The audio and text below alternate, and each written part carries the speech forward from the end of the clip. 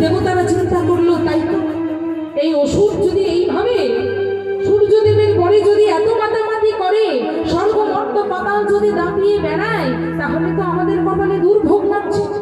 এর কিছু একটা ব্যবস্থা করতে হবে। তাই সমস্ত দেবতারা তাদের সব শক্তিকে একত্রিত করে দুইজনকে সৃষ্টি করলো। কাকে কাকে? এক হচ্ছে নর আর দ্বিতীয় জন হচ্ছে নারায়ণ। আমরা বলি না যে নরনারায়ণ সেবার ব্যবস্থা হয়েছে। এই যে নরনারায়ণ বলি, এই নরকে আর নারায়ণকে ওই দামোদভব অসুরকে পরাজিত বিনাশ করার জন্য দেবতারা তাদের সমস্ত শক্তি একত্রিত করে দুইজনকে সৃষ্টি করলো, যার একজনের নাম হচ্ছে নর, অপরজনের নাম হচ্ছে নারায়ণ। সেই নর আর নারায়ণ এইবার দামোদভব অসুরকে যদি বধ করতে হয়, তার যদি তাকে কি করতে হবে না, সর্বপ্রথম তার কবচগুলিকে ধ্বংস করতে হবে। ওই যে সূর্যদেবের কাছ থেকে 1000 কবচ লাভ করেছিল দামোদভব অসুর, সেই কবচগুলিকে আগে বিনষ্ট করতে হবে। তাই নর আর নারায়ণ করলো কি না, ওই কবচগুলিকে বিনষ্ট করতে গেল, বিনাশ করতে গেল। যেই না কবচগুলো বিনাশ করতে গেল, কিছুতেই তারা সফল হলো না। কেন সফল হলো না? কারণ সূর্যদেব দামোদভব অসুরকে একটি বর প্রদান করেছিল যে তোমায় যে আমি 1000 কবচ দিলাম, রক্ষা কবচ দিলাম, এই রক্ষা কবচ বধ সেই করতে পারবে যে 1000 বছর ধরে পূজার্চনা করেছে এমন ব্যক্তি। মানে এমন ব্যক্তি ওই কবচগুলিকে বিনষ্ট করতে পারবে যে কিনা 1000 বছর ধরে পূজার্চনা করে আসছে। আবার 1000 বছর ধরে পূজার্চনা করলেই যে ওই 1000 কবচ বিনষ্ট করতে পারবে তা কিন্তু নয়।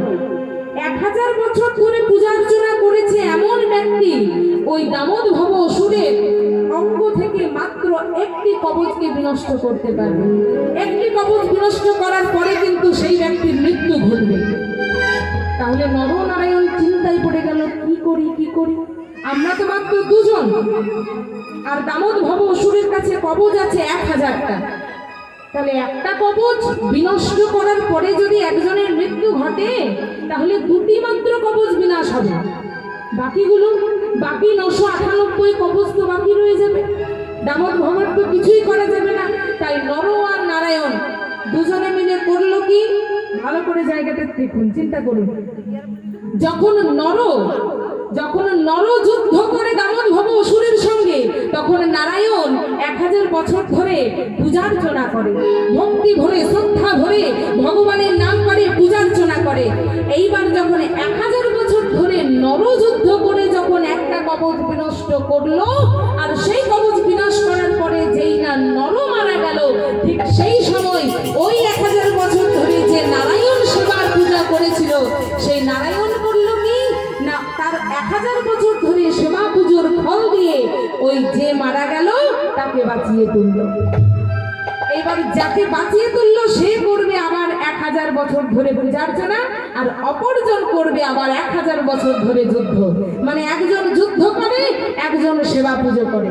সেবা পুজোর ফল দিয়ে যেই না একজন যুদ্ধ করে একটা কবচ বিনাশ করে যেই না মারা যায়, অমনি অপরজন তার সেবা পুজোর ফল দিয়ে অপরজনকে বাঁচিয়ে তোলে। এইভাবে একের পর এক, একের পর এক, একের পর এক যেই না দামোদভব অসুরের অঙ্গ থেকে 999টি কবচকে তারা এইভাবে ধ্বংস করেছে। একটি মাত্র কবচ যেই না দামোদভব অসুরের অঙ্গে বাকি আছে, অমনি দামোদভব অসুর গেল ভয় পেয়ে।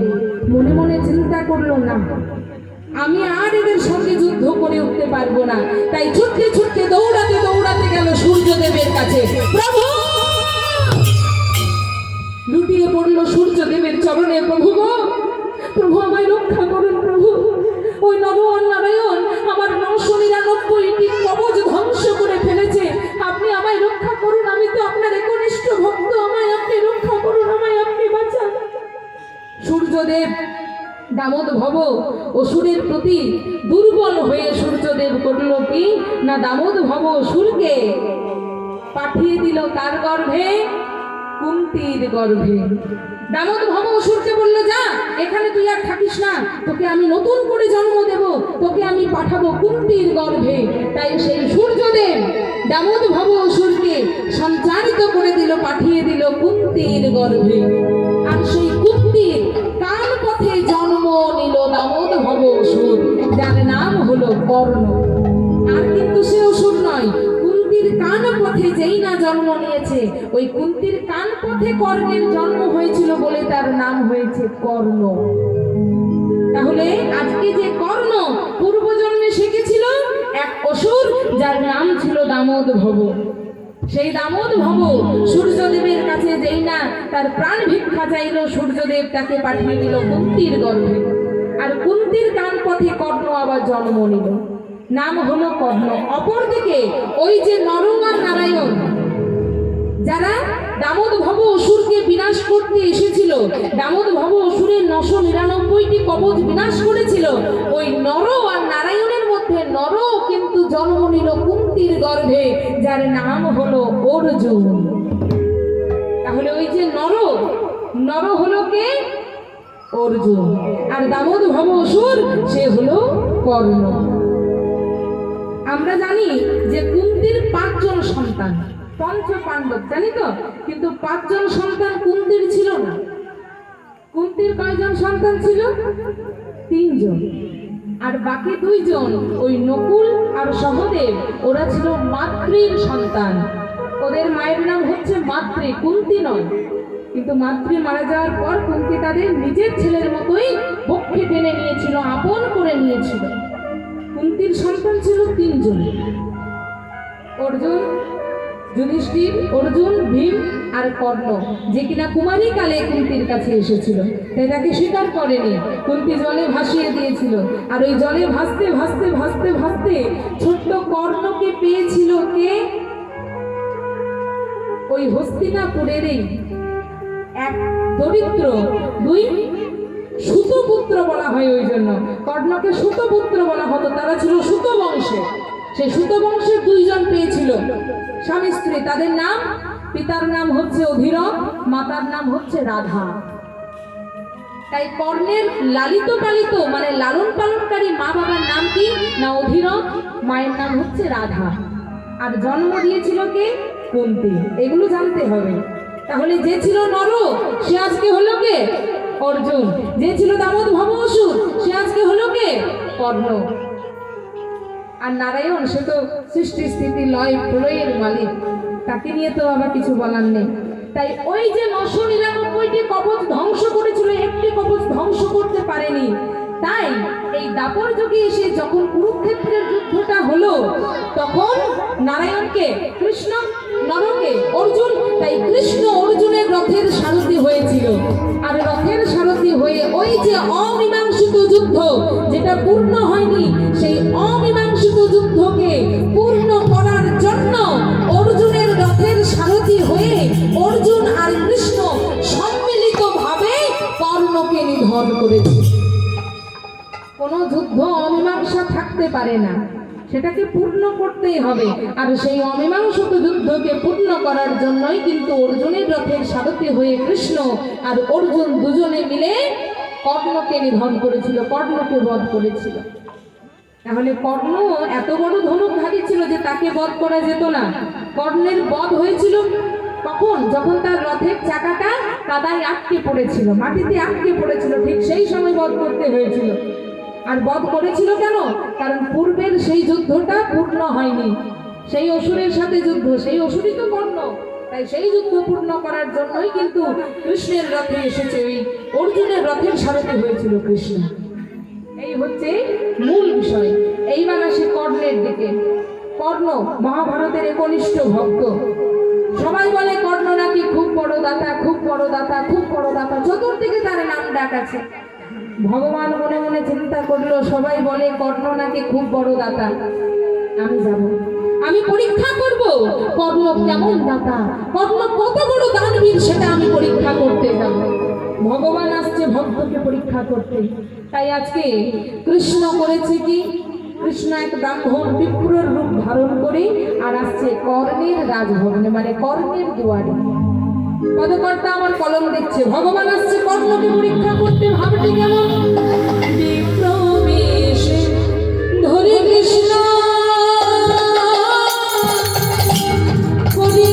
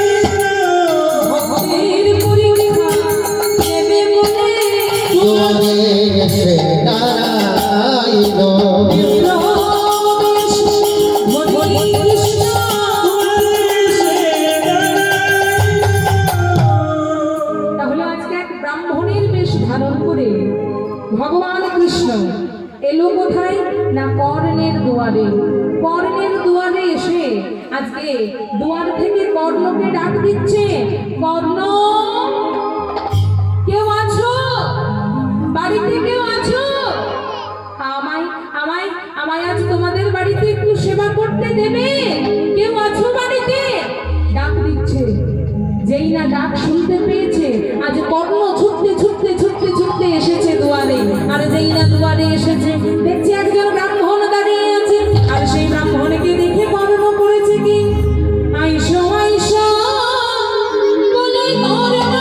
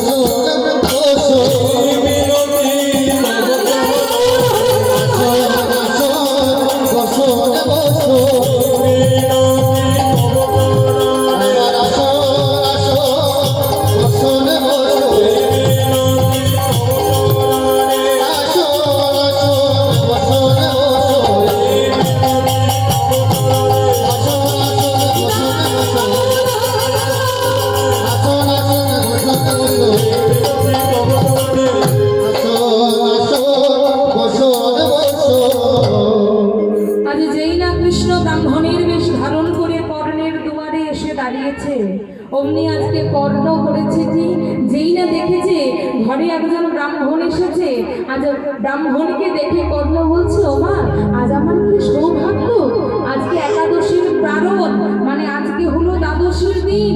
আর আজ দ্বাদশীর দিনে আপনি আমার ঘরে আমার গৃহে এসেছেন। আসুন আসুন ব্রাহ্মণ, আসুন আসুন গ্রহণ করুন। তাই আজ কর্ণ সে বিপ্রকে ব্রাহ্মণকে আসনে বসতে দিয়েছে।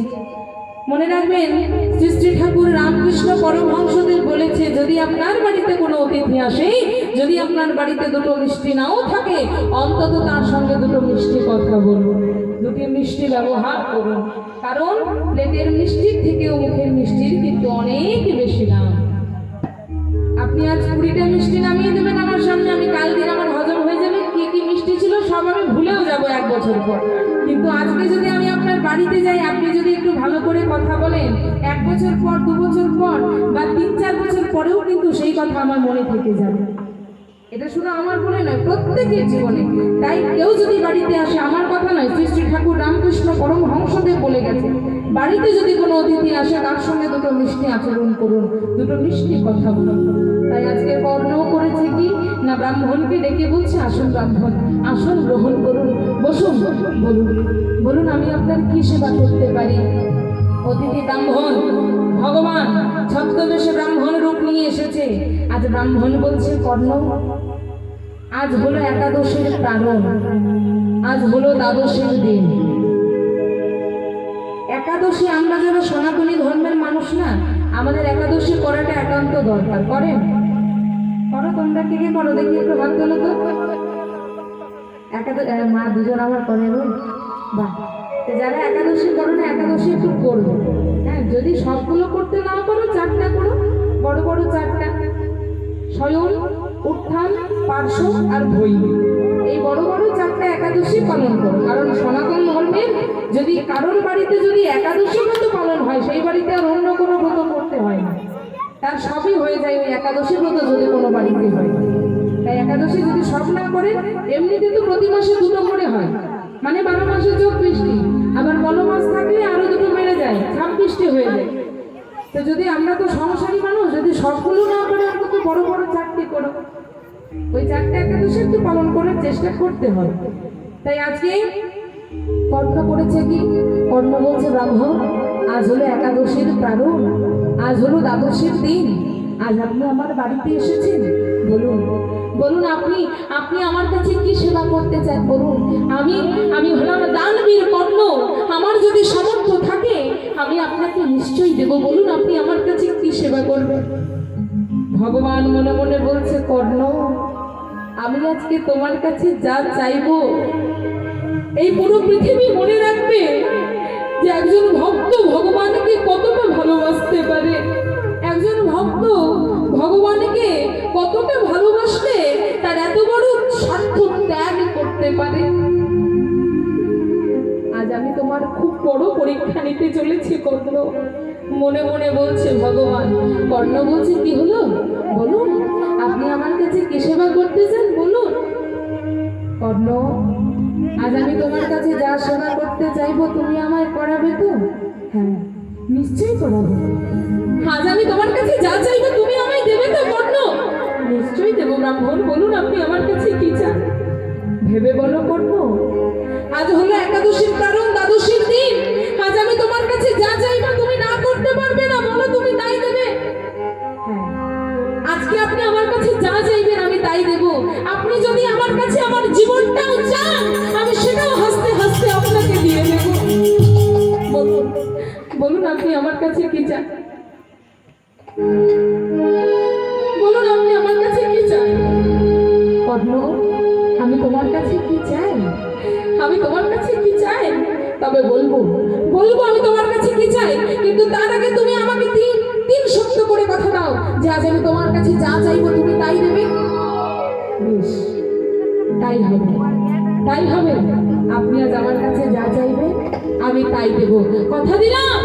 সত্য সত্য সত্য। 3 সত্য করেছো কর্ণ, আজ আমি তোমার কাছে যা চাইবো তোমায় তাই দিতে হবে। হ্যাঁ, আপনি বলুন আমার কাছে কি চান আমি তাই দেব। বেশ, তবে শোনো, আজ আমি তোমার কাছে কি চাই জানো? ভগবান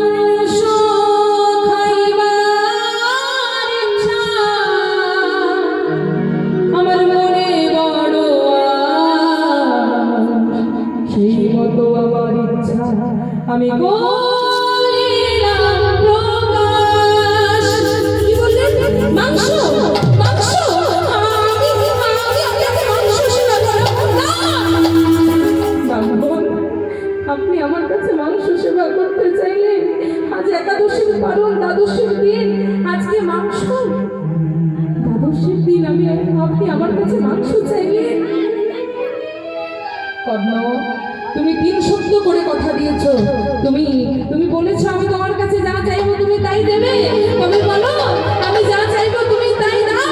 আজ আমার মনের ইচ্ছা শোনো, ও গো মাংস খাইবার ইচ্ছা, মাংস খাইবার ইচ্ছা, আমার মনে বড়,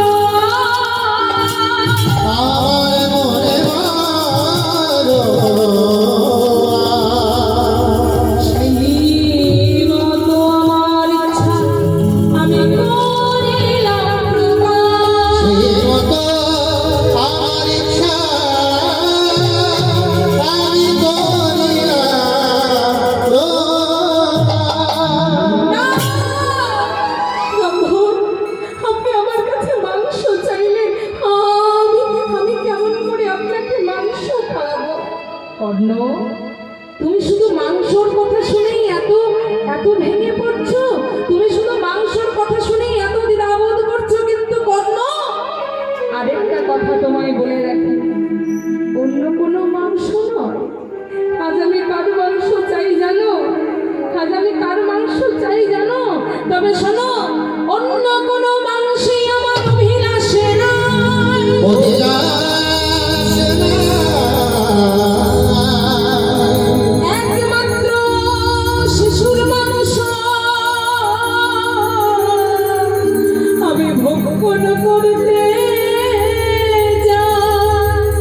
তুমি ভক্ত করে দে আপনি আমায় কেমন প্রতিশ্রুতি দেওয়ালেন ব্রাহ্মণ? আপনি আপনি আমার কাছে এক শিশুর মাংস চাইছেন? আমি কেমন করে শিশুর মাংস আপনার কাছে এনে দেব? কোন শিশুর মাংস আমি আপনাকে দেব? কোন মাতা পিতার কোল আমি খালি করবো? বলুন না ব্রাহ্মণ, বলুন না, আপনি আমার কাছে কেমন করে চাইলেন? আজ ব্রাহ্মণ বলছে, কর্ণ, অন্য কোনো মাতা পিতার কোল তোমায় খালি করতে হবে না, অন্য কোনো মাতা পিতার কোল তোমায় শূন্য করতে হবে না। আমি কার মাংস চাই জানো? তবে শোনো, তোমার একমাত্র পুত্র ওই বৃষকেতুর মাংস আমি ভক্ষণ করবো। ব্রাহ্মণ, আপনি আপনি আমার জীবনটা চাইতেন, আমি আপনাকে হাসতে হাসতে আমার জীবনটা দিয়ে দিতাম, কিন্তু আপনি চাইলেন আমার প্রাণের থেকেও প্রিয় আমার একমাত্র পুত্র বৃষকেতুর মাংস।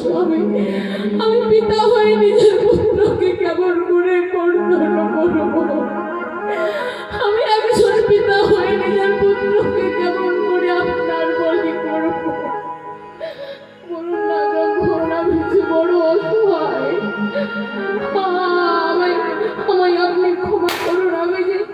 আমি যে আমার পুত্রকে দিতে পারবো না, বলি দিতে পারবো না। কি বললে তুমি? তুমি তোমার পুত্রকে আমার সেবায় লাগাবে না? আমি তোমার পুত্রের মাংস ভক্ষণ করতে চাই।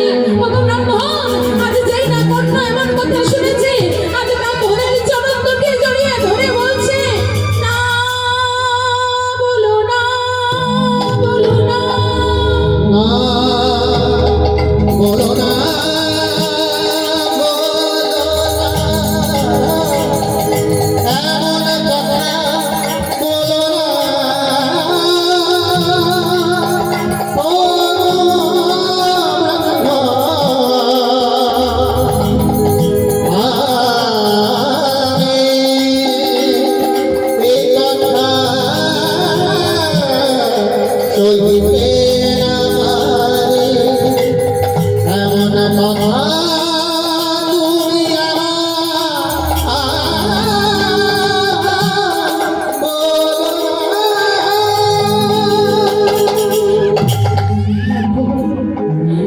আপনি আমার কাছে কি চাইবেন?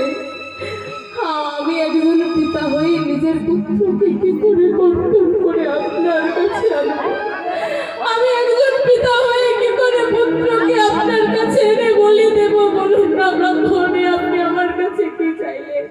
কর্ণ, আজ আজ আমি তোমার কাছে যা সেবা করতে চেয়েছি, তুমি যদি আমায় তা সেবা না করাও, তাহলে আজ আমি ব্রাহ্মণ হয়ে এই দ্বাদশের দিনে তোমার বাড়িতে সেবা না করে উঠে যাব।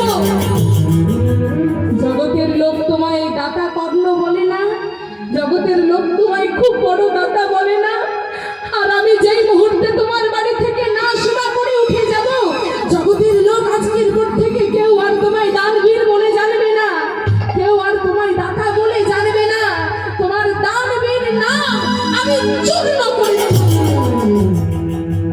আজ কর্ণ ভগবানকে উদ্দেশ্য করে বলছে, প্রভু, এ তুমি আমায় কেমন ধর্ম সংকটে ফেললে? একদিকে আমার একমাত্র সন্তান বিশ্ববিদ্যু, আর একদিকে অতিথি ব্রাহ্মণ। অতিথি নারায়ণ হয়, শুনেছি অতিথি নাকি নারায়ণ, একদিকে সেই অতিথি, একদিকে আমার পুত্র বিশ্বকেতু। প্রভু গো, এ তুমি আমায় কেমন ধর্ম সংকটে ফেললে প্রভু?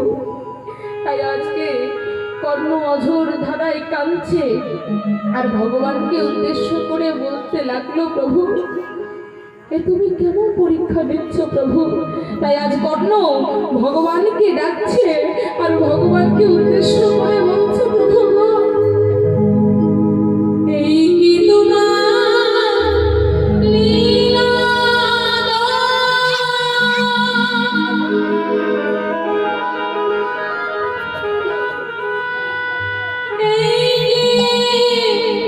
তোমার লীলা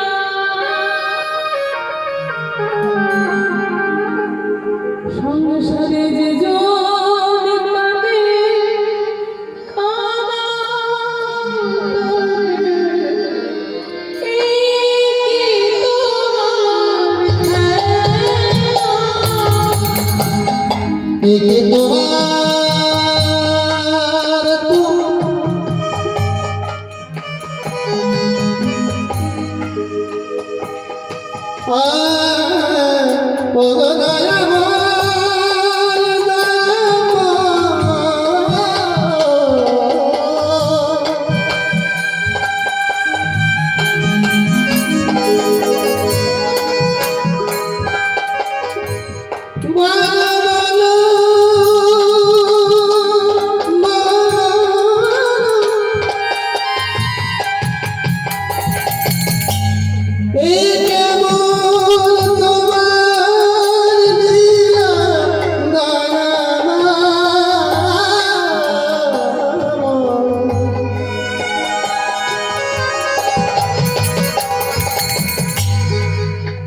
তোমার ভক্ত কাবে তোমার লাগি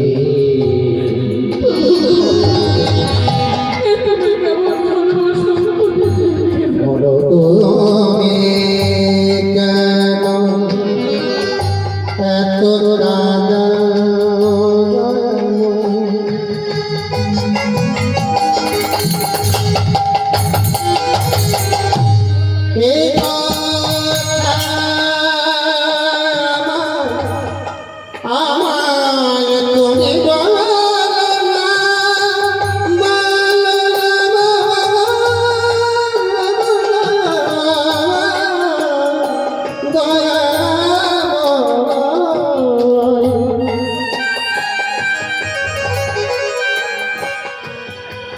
আমি আর যে জ্বালা সইতে পারে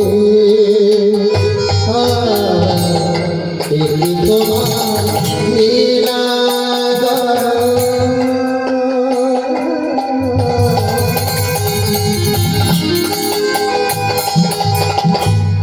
এই তোমার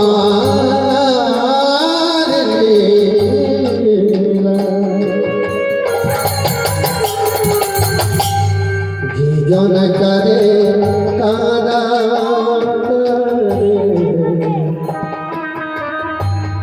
এই তোমার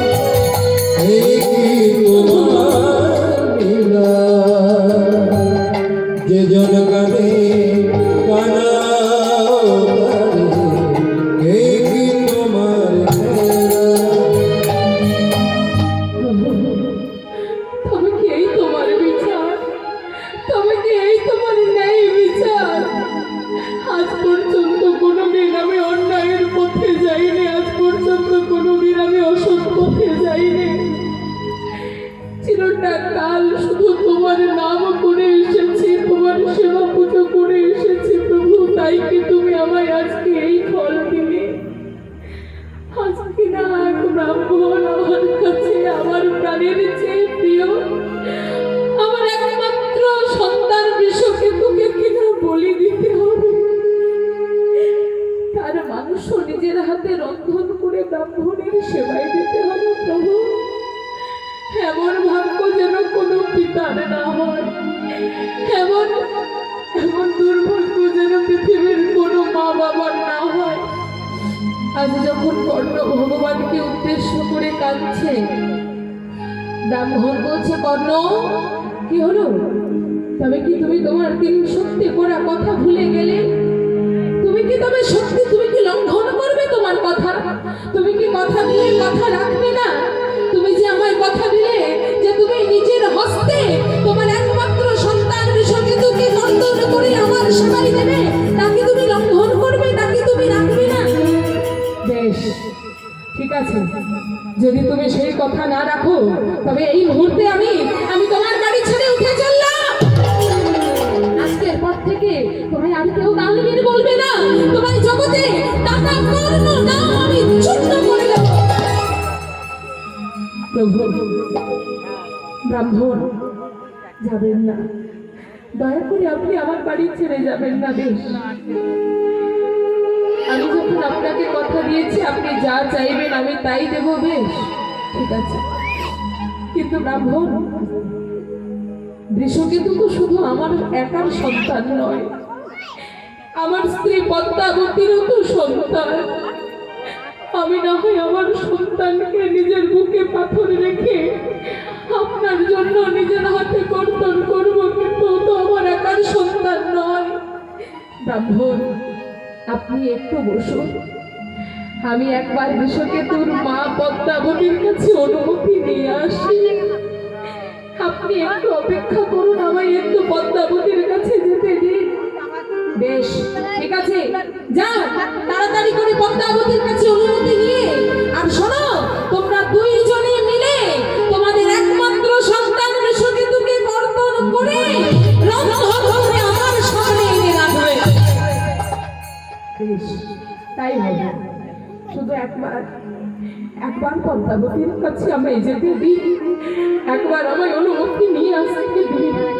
তাই আজ কর্ণ ছুটতে ছুটতে ছুটতে ছুটতে যাচ্ছে পদ্মাবতীর কাছে, আর ডাকতে ডাকতে যাচ্ছে, ও গো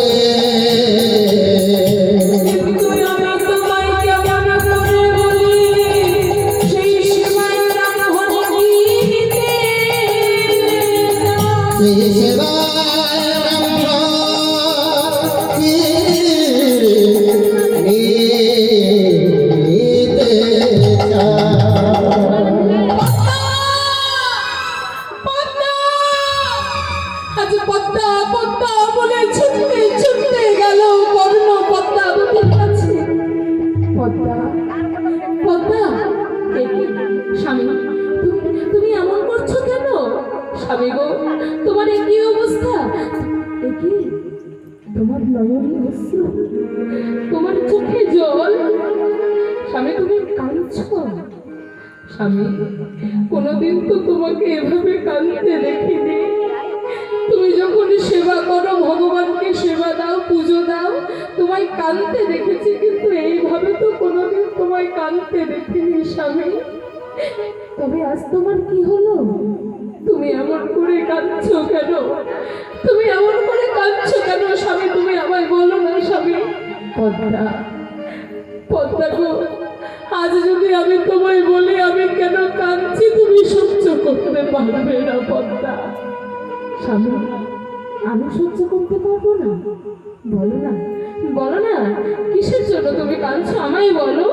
স্বামী, তুমি তো আমার কাছ থেকে কোনোদিন কোনো কথা লুকাও না, বলো বলো স্বামী, তুমি কাঁদছো কেন বলো। পদ্মা, পদ্মা গো, জানো আজ আমাদের বাড়িতে এক ব্রাহ্মণ এসেছে। ওমা, ব্রাহ্মণ এসেছে, এ তো ভালো কথা, ব্রাহ্মণ এসেছে। আচ্ছা স্বামী, ব্রাহ্মণ আমাদের বাড়িতে সেবা করবে তো? আজ দ্বাদশের দিন, আজ কিন্তু সেবা না করে ব্রাহ্মণকে যেতে দিও না। পদ্মা, ব্রাহ্মণ আমাদের বাড়িতে আজকে সেবা করবে পদ্মা। ও মা, তো সেবা করবে তো, এতে কাঁদার কি হলো? তুমি কাঁদছো কেন? পদ্মা, পদ্মা, আমি যদি বলি যে কেন কাঁদছি, তুমি সহ্য করতে পারবে তো পদ্মা? বলো না স্বামী, সহ্য করতে পারবো না মানে? কি এমন সেবা চেয়েছে যে আমি সহ্য করতে পারবো না? বলো, আর হেয়ালি করো না স্বামী, তুমি আমায় সত্যিটা বলো, তুমি আমায় সত্যি করে বলো, ব্রাহ্মণ আমাদের কাছে কি সেবা চেয়েছে? আজ আজ কর্ণ কাঁদতে কাঁদতে নিজেকে আর না সামলাতে পেরে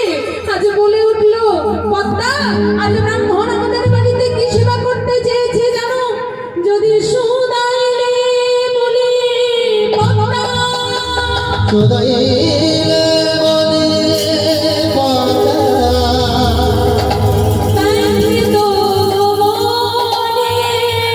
ব্যক্তিত নিজের পুত্রকে কর্তন করে সেবা দিতে হবে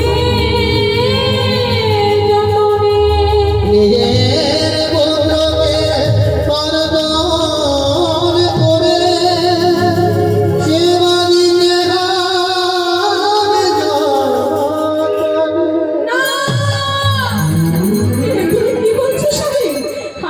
আমার একমাত্র সন্তান দেশকে কর্তন করে ব্রাহ্মণের সময় না। তুমি আমার কথা আমার সামনে বলো না স্বামী। আমি আমার সন্তানকে কর্তন করে সেবাই দিতে পারবো না স্বামী। তুমি চলে যাও। তুমি ব্রাহ্মণকে গিয়ে বলো যেন অন্য কিছু সেবা করি। আমি আমার সন্তানকে দেব না। আমি কিছুতেই আমার সন্তানকে বলে দিতে পারবো না। তুমি যে চলে যাও স্বামী, চলে যাও। পদ্মা, আমিও তো বিশ্বকেতুর পিতা বলো, আমারও তো কম কষ্ট হয়নি পদ্মা। কিন্তু জানো পদ্মা, আজ দ্বাদশীর দিনে ব্রাহ্মণ এসেছে বাড়িতে, কি করে তাকে ফিরিয়ে দিই? আর তাছাড়া জানো পদ্মা, আমি যে দিন সত্য করে ব্রাহ্মণকে কথা দিয়েছি, আজকে ব্রাহ্মণ আমার কাছে যা চাইবে আমি তাকে তাই দেব। আমি যে দিন সত্য করে কথা দিয়েছি, বলো না পদ্মা, আমি এখন কি করবো? তুমি আমায় বলে দাও। একদিকে আমার সন্তান বৃষকেতু, অন্যদিকে ব্রাহ্মণকে কথা দেওয়া, বলো না পদ্মা, তুমি আমায় বলে দাও। আজ পদ্মাবতী নিজেকে সামলে নিয়ে বলছে, স্বামী তুমি ব্রাহ্মণকে কথা দিয়েছো, তুমি কথা দিয়েছো যে আজকে আমাদের বাড়িতে তিনি যা সেবা করতে চাইবেন তাই সেবা করবে। হ্যাঁ, আমি কথা দিয়েছি।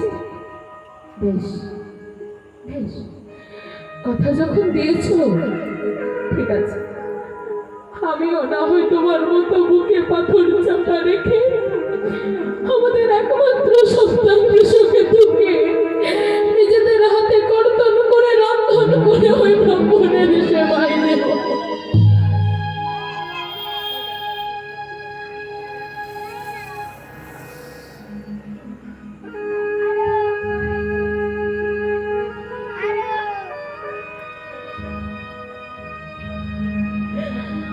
স্বামী, চলো চলো, আমিও তোমার মতো নিজের সব কষ্টকে ভুলে গিয়ে আমাদের একমাত্র সন্তানকে আজ নিজেদের হাতে কর্তন করবো। চলো পদ্মা, তুমি তোমার একমাত্র সন্তানকে কর্তন করে সেবাই দেবে। হ্যাঁ স্বামী, দেব। আর কেন দেব জানো? কারণ এই সংসারে কত মায়ের গর্ভেই তো কত সন্তান আসে, কত মায়ের কোলেই তো কত সন্তান জন্ম নেয়। কিন্তু বলো তো স্বামী, কজন সন্তান, কজন মায়ের এমন ভাগ্য হয় যে তার সন্তান ব্রাহ্মণ বৈষ্ণবের সেবায় লাগে? ও স্বামী, এমন ভক্ত, এমন সৌভাগ্য সবার হয় না। এই দেহটা যদি, এই দেহ থেকে যদি প্রাণ পাখি একবার উড়ে চলে যায়, এই দেহের আর কোনো মূল্য থাকে না। এই দেহটা তখন শিয়ালে কুকুরে ছিঁড়ে ছিঁড়ে খায়। আর সেই দেহটা কিনা আজকে আমাদের এক ব্রাহ্মণ সেবায় লাগবে। বলো না স্বামী, আমি কি মা হয়ে এইটুকু চাইবো না যে আমার সন্তানের দেহটাও কোনো ব্রাহ্মণ বৈষ্ণবের সেবায় লাগুক, ওই শিয়ালে কুকুরে যেন ছিঁড়ে না খায়? আজ পদ্মাবতীর কথা শুনে অর্ণ বলে উঠলো, পদ্মা তুমি ধন্য, তুমি ধন্য, তোমার মতো মা, তোমার মতো স্ত্রী এই ত্রিজগতে যে হয় না। পদ্মা তুমি ধন্য। তুমি আজ একজন মা হয়ে এত বড় একটা কথা বললে। তুমি আজ নিজের সন্তানকে ব্রাহ্মণ বৈষ্ণবের সেবাই দেবে। হ্যাঁ দেব। আর কেন দেব জানো? কারণ শোনো, বাড়িতে বৈষ্ণব আসে অনেক ভাগ্যের ফলে। তাই আজ পদ্মাবতী কর্ণকে উদ্দেশ্য করে বলছে, স্বামী গো, কেন দেব জানো সেবাই আমাদের সন্তানকে? তবে শোনো ও স্বামী, ও গো অনেক ভাগ্যের ফলে বৈষ্ণব আসে ঘরে। অনেক ভাগ্যের ফলে বৈষ্ণব আসিয়া ঘরে। অনেক ভাগ্যের ফলে বৈষ্ণব আসিয়া ঘরে। অনেক ভাগ্যের ফলে বৈষ্ণব আসিয়া ঘরে। গৃহে হয় বৈষ্ণব সেবা,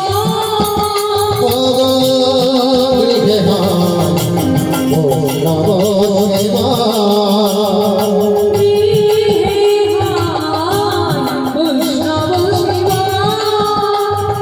গৃহে হয় বৈষ্ণব সেবা। আমাদের বৈষ্ণব সেবা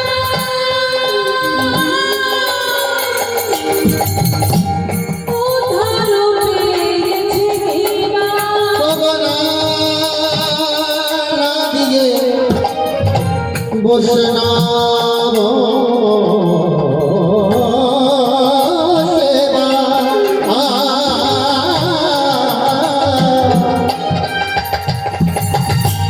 ও ভারত পেয়েছে সেবা। বৈষ্ণব সেবা উদ্ধার পেয়েছে কিবা। বৈষ্ণব সেবা উদ্ধার পেয়েছে দেবা। তার সাথে যুধিষ্ঠির রাজা, অবতার সাক্ষী যুধিষ্ঠির তার সাথে যুধিষ্ঠির রাজা। ও গোপের সখী যুধিষ্ঠির তাই বৈষ্ণব সেবা করো আয়োজন। বৈষ্ণব সেবা করো আয়োজন। বৈষ্ণব সেবা করো আয়োজন। করো জয় করিয়া শুদ্ধ ভক্তিময়, বৈষ্ণব সেবা করো আয়োজন। করিয়া শুদ্ধ ভক্তিময়। বৈষ্ণব সেবা করো আয়োজন। ভক্তি বৈষ্ণব সেবা করো